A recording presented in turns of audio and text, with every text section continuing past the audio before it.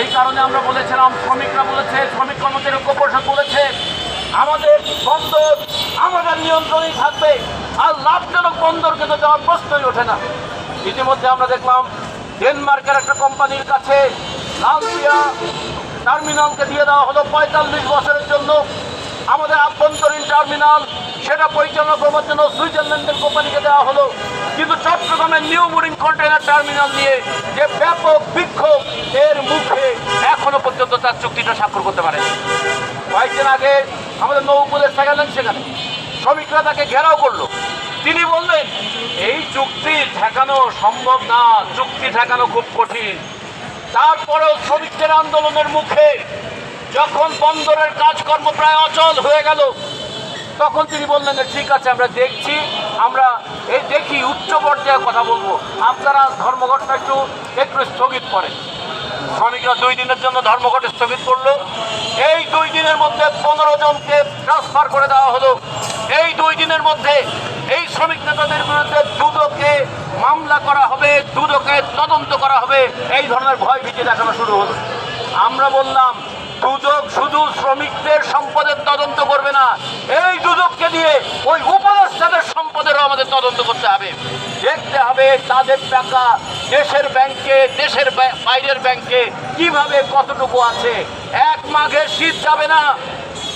এই শ্রমিকরা দেশের স্বার্থে আন্দোলন করছে, দেশের বন্দর রক্ষার আন্দোলন করছে, তাদের উপর হয়রানি চালাবেন। আর যারা এই সমস্ত লুণ্ঠনের সঙ্গে যুক্ত থাকবেন, দেশের ভাবমূর্তি নষ্ট করবেন, অর্থনীতি ধ্বংস করবেন, রাজনীতিকে নিয়ন্ত্রণ করবেন এবং দেশকে দীর্ঘমেয়াদী একটা যুদ্ধ চক্রান্তের মধ্যে ফেলে দেবেন, এই দেশের জনগণ তাদেরকেও ছেড়ে দেবে না। ইতিমধ্যে আপনারা শুনেছেন, গতকাল রাত্রেবেলা আমাদের বাংলাদেশের নাকি তিনি পোস্টার বয়, তিনি ডাইভিংয়ে খুব এক্সপার্ট, ওই জাহাজ থেকে লাফিয়ে পড়তে পারেন, তিনি উপরে উড়োজাহাজ থেকে লাফিয়ে পড়তে পারেন, এইরকম নানা দক্ষতা আছে। তাকে নিয়ে আসা হয়েছিল বাংলাদেশের উন্নয়ন, বাংলাদেশের বিনিয়োগ, সেই সমস্ত দেখবার জন্য। এই 1.5 বছরে অনেক লাফালাফি করেছেন, কিন্তু কোনো উন্নয়ন আনতে পারেন নাই, কোনো বিনিয়োগও আনতে পারেন নাই। গিয়েছিলেন চট্টগ্রাম বন্দরকে অন্যদের হাতে তুলে দেবার। আন্দোলনের মুখে তিনি ঘোষণা করেছেন যে এই অন্তর্বর্তীকালীন সময়ে আর কোনো চুক্তি স্বাক্ষর হবে না। কিন্তু আপনারা জানেন, আজকে 9 তারিখ, আজকেও আমেরিকার সঙ্গে বাণিজ্য চুক্তি স্বাক্ষর হচ্ছে। জনগণ একদিকে ভোটের সময় বলছে আর মাত্র কয়েকদিন অমুক মার্কায় ভোট দিন, আর এই অন্তর্বর্তীকালীন সরকার বলছে আর মাত্র কয়েকদিন, চুক্তিগুলো করে নিন। এই সময়ের মধ্যে যত ধরনের দেশ বিরোধী চুক্তি আছে সব তারা করে নিচ্ছেন।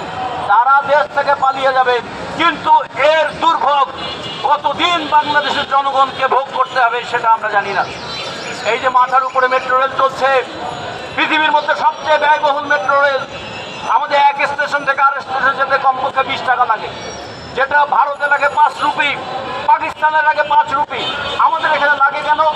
এইটা নির্মাণের জন্য যে ব্যয় হয়েছে, যে দুর্নীতি হয়েছে, তার বোঝা প্রত্যেক যাত্রীর কাঁধে। আমাদের এখানে টানেল দিয়ে কর্ণফুলীর নিচ দিয়ে